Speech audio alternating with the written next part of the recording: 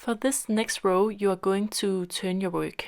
You are now going to make a single crochet under the very first stitch of the row, and it kind of looks like a V. So take your yarn under that stitch, and then you are going to grab your yarn and pull it through.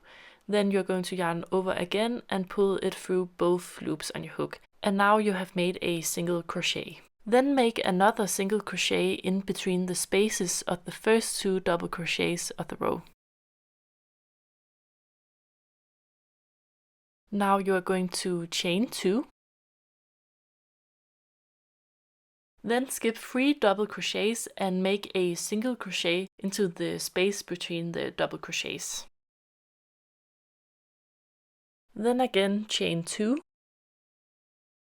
And again you are going to skip 3 double crochets and make a single crochet. Continue like this for the entire row, but be aware that you are going to change color in the end of this row.